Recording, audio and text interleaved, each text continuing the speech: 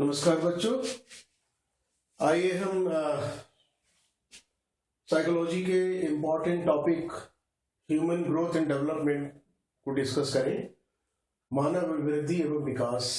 बच्चों, आप जानते हैं कि कोई भी जीव, चाहे वो कोई जंगली जानवर हो या पालतू जानवर हो या कोई प्लांट हो या कोई दूसरा प्राणी हो, आप उसमें देखते हैं कि उसका जन्म होता है और जन्म के बाद उसमें वृद्धि होती है और उसमें विकास होता है।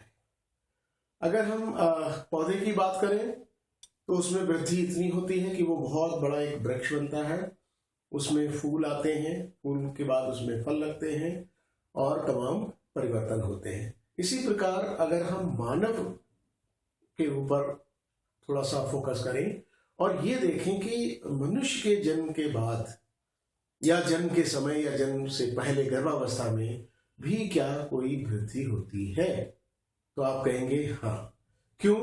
क्योंकि जो बच्चे का विकास है या उसके जो अंग बनते हैं, उनके अंगों का जो विकास होता है वो गर्भावस्था से प्रारंभ हो जाता है और उसके बाद आप देखेंगे कि उसके जन्म के बाद बहुत जल्दी उसके अंग बढ़ते हैं, बच्चे की लंबाई बढ़ती है, बच्चे का भार बढ़ता है और बच्चे के अंदर ऐसे परिवर्तन आते हैं जिससे कि उसका शरीर कुछ कार्य करने में सक्षम होने लगता है। तो वृद्धि का आधार है कि शरीर को किसी कार्य के उपयुक्त बनाना, कोई कार्य शरीर कर सके उसके उपयुक्त बनाना। जैसे आप उदाहरण लें कि जब बच्चा कुछ दिनों का ही होता है, मान लीजिए 20 दिन का है, 25 दिन का है, तो वो अपनी आंखों को भी स्थिर नहीं कर पाता है, यानी कि वो निगाह बांधकर देख नहीं सकता। तो अब उसके अंदर ये परिवर्तन आना जरूरी है कि वो आंखों का प्रयोग कर सके किसी भी चीज को, किसी भी व्यक्ति को देखने के लिए। इसी प्रकार उसकी गर्दन स्थिर नहीं रहती। आपने देखा होगा छोटे बच्चों को जब हम गोद में लेते हैं तो गर्दन को वो संभाल नहीं पाता है, आपको हाथ लगाना पड़ता है, संभालना पड़ता है, या हाथ पैर या कोई भी अंग देखते हैं तो ये अंग, इनकी वृद्धि होना आवश्यक है ताकि वो अंग काम कर सकें जो उसके शरीर में काम दिए गए हैं अंगों के, उन अंगों को वो विकसित करे, वृद्धि हो उसमें ताकि वो कार्य कर सके। तभी प्राणी का शरीर संपूर्ण रूप से कार्य करने में सक्षम होगा। तो कार्य करने की क्षमता को विकसित करना आप कह सकते हैं कि वृद्धि का आधार है। वृद्धि इसलिए होती है। तो आइए हम वृद्धि की और विकास की अवधारणा पर बात करें। अभिवृद्धि में आकार एवं परिमाण में अंतर आता है, परिवर्तन आता है, आकार बढ़ता है, परिमाण बढ़ता है और इसको हम माप भी सकते हैं। कितना वजन बढ़ा, आपने देखा होगा आजकल तो वेट लॉस की बात चल रही है कि कितना वजन घटाएं। तो घटाने की बात तभी आएगी जब वो बढ़ा होगा, बढ़ाया होगा, बढ़ गया होगा, तभी तो आप उसको घटाएंगे। तो इसका मतलब है कि हम मेजरमेंट कर सकते हैं, वृद्धि ग्रोथ का हम मेजरमेंट कर सकते हैं। जैसे किसी बच्चे की लंबाई कितनी बढ़ी या उसकी बॉडी की चौड़ाई कितनी बढ़ी या उंगलियों की लंबाई कितनी बढ़ी या कलाई की मोटाई कितनी बढ़ी या उसके पूरे शरीर में देखते हैं क्या क्या वृद्धि हुई है। तो वृद्धि का मापन संभव है, ये इस अवधारणा से पता चलता है।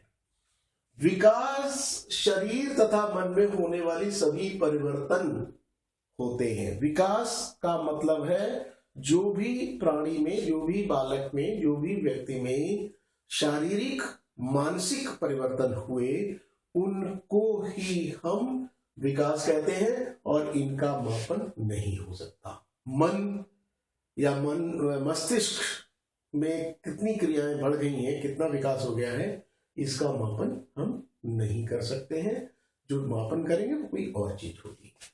मानव अभिवृद्धि का अर्थ एवं परिभाषाएं। देखिए, शैशवावस्था से लेकर प्रौढ़ावस्था तक व्यक्ति के अंगों के आकार, लंबाई एवं बाहर में आने वाले परिवर्तन को वृद्धि कहते हैं। ठीक है, शैशवावस्था से वृद्धावस्था तक जो भी परिवर्तन आ रहे हैं, अंगों के आकार में आ रहे हैं, लंबाई में आ रहा है या बाहर में आ रहा है, तो ये परिवर्तन वृद्धि कहा जाता है। फ्रैंक ने परिभाषित किया है वृद्धि को, अभिवृद्धि से तात्पर्य कोशिकाओं में होने वाली वृद्धि से है, जैसे लंबाई और भार में वृद्धि ही वृद्धि है, जबकि विकास से तात्पर्य है प्राणी में होने वाले संपूर्ण परिवर्तनों का मेल। यानी कि सारे जो प्राणी में परिवर्तन हो रहे हैं उनको हम मिला दें तो वो विकास होता है। देखिए इस परिभाषा में इन्होंने कहा है कोशिकाओं में होने वाली वृद्धि। कोशिकाओं में होने वाली वृद्धि से मतलब है कोशिका को हम इंग्लिश में सेल कहते हैं, और सेल में नंबर बढ़ना, सेल का नंबर बढ़ना। आपको पता है कि हर व्यक्ति का विकास जो है या उसके जो जन्म के लिए जो सारी जो रचनाएं होती हैं वो एक सेल से होती हैं, जिसे हम जाइगोट कहते हैं। विज्ञान वाले, खासकर जीव विज्ञान वाले बच्चे इसको आराम से समझेंगे कि सेल डिवीजन से नंबर ऑफ सेल्स बढ़ता है, जिससे कि टिश्यूज बन जाए और ऑर्गन्स बन जाए और ऑर्गन सिस्टम बन जाए और पूरी बॉडी बन जाए। तो फ्रैंक ने जो कोशिकाओं की बात कही है उनका तात्पर्य है कि कोशिकाओं की वृद्धि से ही शरीर की संरचना में वृद्धि होती है, चाहे वो लंबाई में वृद्धि हो या भार में वृद्धि हो, उस वृद्धि का आधार है कोशिकाओं में होने वाली वृद्धि। इंग्लिश में इन्होंने कहा फ्रैंक ने, growth is regarded as multiplication of sales as growth in height and weight, while development refers to changes in organism as a whole। मतलब उन्होंने कहा कि जो मल्टीप्लिकेशन ऑफ सेल्स जैसे मैंने बताया था वो माइटोटिक सेल डिवीजन होता है, माइटोसिस नाम है उस सेल डिवीजन का, तो उससे जो है हाइट और वेट बढ़ती है क्योंकि सेल्स बढ़ती हैं। लेकिन जब हम डेवलपमेंट की बात करते हैं तो जो भी परिवर्तन आए, संपूर्ण परिवर्तनों को मिलाकर हम कहेंगे ये विकास है। तो विकास में वृद्धि है, ये आप समझ सकते हैं। वृद्धि है वो विकास की एक आधारशिला बन जाती है। अब देखिए मानव विकास का अर्थ एवं परिभाषाएं हम इसमें बात करेंगे, उसके बाद मानव विकास की विशेषताएं। पहले हम मानव विकास का अर्थ एवं परिभाषा देखते हैं। अभी हमने वृद्धि की परिभाषा देखी थी जिसमें हमने फ्रैंक की परिभाषा को डिस्कस किया। विकास में परिवर्तन मात्रात्मक नहीं होता है। विकास का तात्पर्य बालक के शारीरिक, मानसिक एवं भावात्मक एकीकरण से है। हरलॉक ने कहा विकास वृद्धि तक सीमित नहीं है, अपितु इसमें परिवर्तनों में वह प्रगतिशील क्रम निहित है जो परिपक्वता के लक्ष्य को आगे ले जाता है, लक्ष्य की ओर अग्रसर होता है। विकास के परिणाम स्वरूप व्यक्ति में नवीन विशेषताएं एवं नवीन योग्यताएं प्रकट होती हैं। इंग्लिश में कहा है development is not limited to growing larger, instead it consist of progressive series of changes towards the goal of maturity. Development results in new characteristics and new abilities on the part of the individual. तो Hurlock ने ये स्पष्ट किया है कि जो भी विकास है वो केवल अभिवृद्धि तक नहीं है। विकास में आगे उसमें जो परिवर्तन हो रहे हैं, नवीन योग्यताएं आ रही हैं, नवीन क्षमताएं आ रही हैं, नवीन विशेषताएं आ रही हैं, उसके व्यवहार में नवीनता आ रही है, ये सब हरलॉक के अनुसार विकास है। मानव विकास की विशेषताएं क्या हैं?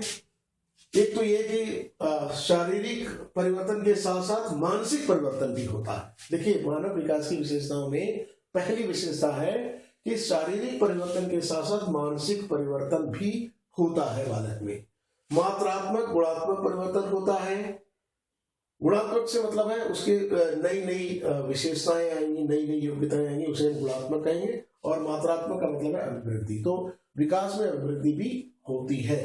प्रगतिशील एवं परिपक्वता प्रोग्रेसिव है और प्रोग्रेसिव किधर है? Towards maturity. सतत एवं क्रमिक प्रक्रिया है। सतत means continuous. Development is a continuous process. And क्रमिक मतलब सीरियल वाइज होता है। जैसे हमने देखा है कि मान लीजिए किसी बालक का विकास अगर हम देखें तो वो किस तरह से शैशवावस्था से बाल्यावस्था में आता है, बाल्यावस्था से वो किशोरावस्था में आता है, किशोरावस्था से वो किस प्रकार वृद्धावस्था में आता है। तो ये जो हमने अवस्थाएं देखी हैं ये क्या है? क्रम है। और ये क्रम एक प्रजाति में, जैसे अगर हम मानव प्रजाति की बात करें तो ये सब में समान है। ऐसा कोई नहीं होगा कि वो शैशवावस्था से सीधा प्रौढ़ावस्था पे आ गया हो, ये संभव नहीं है। वो विकास का एक क्रम है और वो क्रमिक प्रक्रिया है, क्रमिक है। विभिन्न